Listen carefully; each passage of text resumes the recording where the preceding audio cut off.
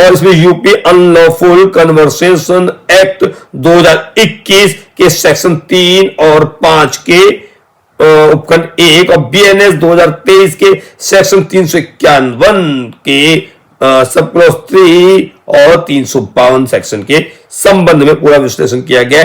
शिकायत में कहा गया कि शिकायतकर्ता ने, देखिए शिकायत में क्या कहा गया कि याचिकाकर्ताओं ने एलईडी लगाकर ईसाई धर्म का प्रचार किया और लोगों को लालच देकर धर्मांतरण कराने की कोशिश की।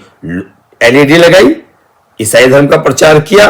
और नमस्कार दोस्तों, मैं आपका दोस्त एडवोकेट वीरेंद्र शुक्राना उपस्थित हुआ एक नए निर्णय के साथ। आज हम लोग बात करेंगे बेहद ही दिलचस्प मामले के ऊपर। जिस तरह आपको पता ही हम लोग साधारण सरल भाषा में निर्णयों का विश्लेषण करते हैं, तो आज की कड़ी में हम एक बेहद ही महत्वपूर्ण निर्णय को लेकर आपके सम्मुख आए हैं।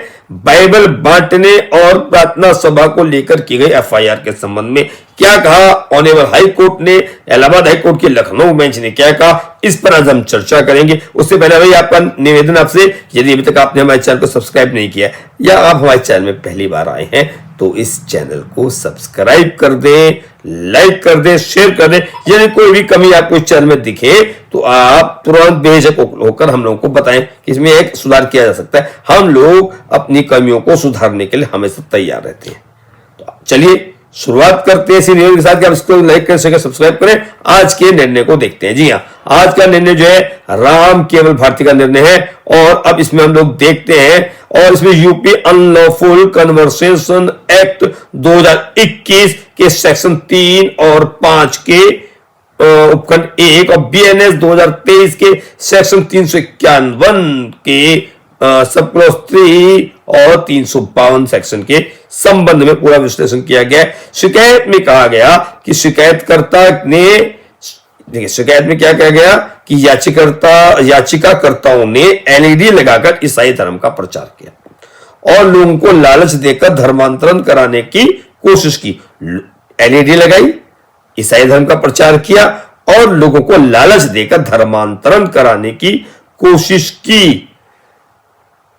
शिकायतकर्ता मनोज कुमार सिंह थे। अब देखिए शिकायतकर्ता मनोज कुमार सिंह ने अपनी एफआईआर में क्या कहा, मुझे सूचना मिली है कि लोग बाइबल बांट रहे हैं और लोगों को धर्म बदलवाने की कोशिश कर रहे हैं। जब मैं अपने कुछ लोगों को लेकर घर पहुंचा, कहां घर पहुंचा, जिस घर में बाइबल बांटी जा रही थी, प्रचार किया जा रहा था, तो एलईडी लगी थी और धर्म का प्रचार हो रहा था। जब मैं अपने साथ कुछ लोगों को लेकर वहां पर पहुंचा, घर पर पहुंचा कि जहां पर मुझे सूचना मिली थी बाइबल बांटी जा रही है और धर्म का प्रचार किया जा रहा है, धर्मांतरण किया जा रहा है, तो जब मैं अपने साथ कुछ लोगों को लेकर वहां पहुंचा तो एलईडी लगी थी और धर्म का प्रचार हो रहा था। लेकिन ध्यान दीजिए, एफआईआर में एक भी व्यक्ति ने यह नहीं कहा कि उसका धर्म बदला जा रहा था। यानी कि आप बयान में पूछिए, आप जो एफआईआर जो लिखा है उसने कहा जब मैं उनके साथ कुछ लोगों के घर पहुंचा तो एलईडी लगी थी और धर्म का प्रचार हो रहा था। एलईडी लगी थी और ईसाई धर्म का प्रचार हो रहा था। एफआईआर में एक भी व्यक्ति ने यह नहीं कहा कि उसका धर्म बदला जा रहा है, उसका धर्म बदला जा रहा था, ऐसा कहीं कुछ नहीं था, या उसे मजबूर किया जा रहा था या उसे लालच दिया जा रहा था। एफआईआर में कहीं भी यह नहीं कहा गया। कोर्ट ने कहा बाइबल बांटना अपराध नहीं है। भाई बाइबल बांटना कहां से अपराध हो गया? कोर्ट ने साफ कहा कि बाइबल बांटना अपराध नहीं है और धर्म का प्रचार करना भी अपराध नहीं है। कानून तभी लगता जब किसी व्यक्ति को जबरदस्ती, लालच या धोखे से धर्म बदलवाया जाए। यानी कि या तो किसी व्यक्ति को जबरदस्ती या लालच से या धोखे से धर्म बदलवाया जा रहा हो, तभी तो आपका जो कानून है यूपी अनलॉफुल कन्वर्सेशन एक्ट 2021 लागू होता। लेकिन ना तो किसी भी एफआईआर में आपने कहा कि किसी भी एक भी व्यक्ति ने यह नहीं कहा कि उसका धर्म बदला जा रहा है या उसे मजबूर किया जा रहा है, तो बाइबल बांटना तो अपराध नहीं है और एलईडी लगा के धर्म का प्रचार करना भी अपराध नहीं है। कानून तभी रखता जब किसी व्यक्ति को जबरदस्ती लाया जाए, धोखे से धर्म बदलवाया जाए। एफआईआर में ऐसा कोई व्यक्ति मौजूद नहीं था, ऐसा कोई तत्व मौजूद नहीं था। अब पुलिस के एक्शन पर भी कोर्ट ने सवाल उठाए। कोर्ट बहुत नाराज दिखाई दिया। कोर्ट ने कहा एफआईआर 17 अगस्त को, गिरफ्तारी भी उसी दिन मगर पीड़ित का बयान 2 महीने बाद, मतलब एफआईआर तो आपने उस 17 अगस्त को दर्ज कर दी, गिरफ्तारी भी उसी दिन कर दी, और पीड़ित का बयान 2 महीने बाद यानी 25 अक्टूबर को ले रहे हैं आप। पहले बयान में परिवर्तन का जिक्र नहीं, बाद के बयान में अचानक लालच दिया गया। यानी पहले आपने बयान लिया उसमें धर्म परिवर्तन का कहीं कोई जिक्र नहीं किया आपने, बाद के बयान में आपने अचानक कह दिया कि लालच दिया गया, कह दिया। यानी घटना उसी दिन हुई, एफआईआर भी उसी दिन हुई, पुलिस ने उसी दिन गिरफ्तारी भी कर ली, लेकिन सबूत 2 महीने बाद इकट्ठे हुए। कोर्ट ने इसे स्ट्रेंज फैक्ट्स कहा। कोर्ट ने शिकायतकर्ता से 4 बड़े सवाल पूछे। कोर्ट ने आदेश दिया कि शिकायतकर्ता बताए उसे सूचना कहां से मिली, वह भीड़ कहां से लाया, अगर वह किसी और के घर घुसा तो आरोपी उसे रोकते तो अपराध कैसे बनता, उसका खुद का आपराधिक इतिहास क्या है। ये बेहद असामान्य सवाल हैं जो दर्शाते हैं कि कोर्ट मामले की सत्यता पर गंभीरता से शंकित था। कोर्ट की कानूनी व्याख्या सेक्शन 3 बिना किसी व्यक्ति के बयान के इसका उपयोग नहीं हो सकता। जो सेक्शन 3 है उसको कोर्ट ने कहा कि यूपी अनलॉफुल कन्वर्सेशन एक्ट 2021 का जो सेक्शन 3 है वह बिना किसी व्यक्ति के बयान के इसका उपयोग नहीं हो सकता। यानी कोई व्यक्ति बयान तो देगा ना कि मैं धर्म परिवर्तन किया जा रहा है, मुझे धोखा दिया जा रहा है या मुझे लालच दिया जा रहा है। एफआईआर में क्राइम का बेस ही नहीं था। न्यायालय ने कहा धर्मांतरण का आरोप लगाने के लिए कोई व्यक्ति सामने आना चाहिए, यानी कि कोई एक व्यक्ति सामने तो आना चाहिए जो कहे कि मुझे लालच दिया गया, मुझे धोखा दिया गया। कोई व्यक्ति नहीं आया। भाई कोई व्यक्ति आना चाहिए जो कहे कि उसे लालच, दबाव या धोखे से धर्म बदलाया जा रहा है। यहां ऐसा कोई नहीं था, इसलिए एफआईआर कमजोर दिखाई दी। कोर्ट ने मामला आगे सुनवाई के लिए सूचीबद्ध किया और पुलिस और शिकायतकर्ता को जवाब देने का आदेश दिया, लेकिन पूरे आदेश से साफ है कि कोर्ट एफआईआर पर भरोसा नहीं कर पा रहा था।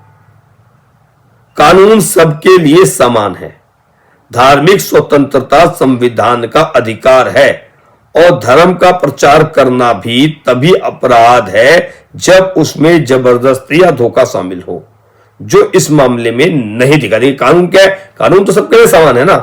धार्मिक स्वतंत्रता का अधिकार और धर्म का प्रचार करना भी तभी अपराध है जब उसमें जबरदस्ती या धोखा शामिल हो, जो इस मामले में नहीं दिखाई दिया।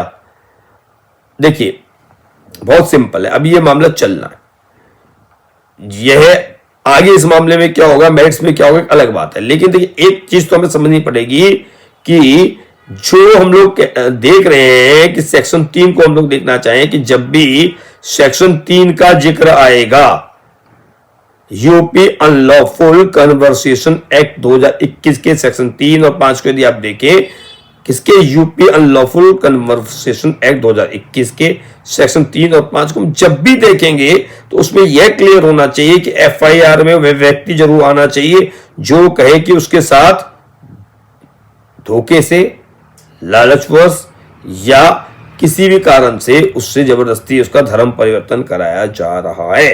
एफआईआर में यह आवश्यक तत्व होने चाहिए। यदि आपके ऐसे आवश्यक तत्व नहीं है, ऐसी कोई घटना नहीं है, तो फिर आपकी एफआईआर कोर्ट में टिकेगी नहीं, शंका के घेरे में रहेगी। न्यायालय हमेशा इसमें शंकित रहेगा, क्योंकि लालच, दबाव या धोखे से धर्म बदलवाना एक बहुत महत्वपूर्ण तत्व है। वह व्यक्ति सामने आना चाहिए। जब ऐसा व्यक्ति जब भी कहीं पर नहीं होगा तो आपका जो भी एफआईआर है वह मजबूत नहीं होगी। देखिए ऑर्डर जो है पढ़ना चाहिए सबको, इससे काफी चीजें क्लियर होने जा रही हैं। ऐसे आदेश जो आपके सेक्शन को आगे विश्लेषण करने का प्रयास करते हैं, हमको उनका अध्ययन जरूर करना चाहिए, क्योंकि जब भी एफआईआर बनाए तो उसमें क्या आवश्यक तत्व होने चाहिए। अगर घटना में ऐसा कुछ है ही नहीं, कोई ऐसी सिर्फ एक धार्मिक किताब बांट देना या एलईडी में उस धर्म का प्रचार कर देना कभी भी अपराध नहीं होता है। इसको अपराध की श्रेणी में नहीं लाया जा सकता है। इस पूरे के पूरे जजमेंट का यही एक सार था जिसको हम लोगों को लगा कि समझना बड़ा जरूरी है। देखिए, हमारा यही प्रयास रहता है सरल हिंदी भाषा में आपके सम्मुख निर्णयों की व्याख्या, कानून की व्याख्या लेके आए। इस फैसले की भी आसान हमने व्याख्या करने का, विश्लेषण करने का प्रयास किया। अगर आपको हमारा प्रयास अच्छा लग रहा है और अपने तक हमारे इस चैनल को सब्सक्राइब नहीं किया है तो हमारे इस चैनल को सब्सक्राइब करें, लाइक करें, शेयर करें, और कहीं पर भी कोई त्रुटि हो तो आप हमें जरूर बताएं। और अब जो चलते चलते महत्वपूर्ण चीज हम अंत में होती है, वह इस निर्णय का साइटेशन बताना भी तो बहुत जरूरी है। तो देखिए, आपकी स्क्रीन पर इस निर्णय का साइटेशन तो आ गया है, तो अब इस साइटेशन को भी देख लेते हैं। इस साइटेशन को देखना भी तो बहुत जरूरी है। चलिए इस साइटेशन को देखते हैं। High court of judicature at Allahabad Lucknow bench, criminal miscellaneous writ petition number 10823 of 2025, Ram Kewal Bharti and Bablu and others, ये पेटिशनर आ गए, versus state of UP through principal secretary home Lucknow and others, ये इसका निर्णय है। और जो जस्टिस इसमें हैं, जिनकी पीठ का यह निर्णय है, वो भी देख लेते हैं। जस्टिस मिसेस बबीता रानी और जस्टिस अब्दुल मोइन जी की पीठ का जो डबल बेंच का ये निर्णय है। और एक बार इसकी तारीख को भी देख लेते हैं। जो इसकी तारीख आ रही है नवंबर 28, 2025, तो नवंबर 28, 2025 का यह निर्णय है। जस्टिस हो गए मिसेस बबीता रानी और जस्टिस अब्दुल मोइन जी। और हमने आपको उसका बता ही दिया, इसका साइटेशन पहले ही हम बता चुके हैं कि क्रिमिनल मिसलेनियस पेटिशन जो है 1083 ऑफ 2025, राम केवल भारती एंड बबलू, राम केवल भारती उर्फ Bablu and others versus state of UP. तो यह एक निर्णय था, यह एक निर्णय था जिसका हमने आज विश्लेषण करने का प्रयास किया। रोजाना हम किसी निर्णय को लेके आते हैं। कल फिर किसी एक अन्य निर्णय के साथ हम लोग आपके सम्मुख उपस्थित होंगे। वही आपसे, आप चैनल को सब्सक्राइब करें, लाइक करें, शेयर करें। कल फिर मिलते हैं एक नए निर्णय के साथ। तब तक के लिए सभी को नमस्कार, नमस्कार, नमस्कार।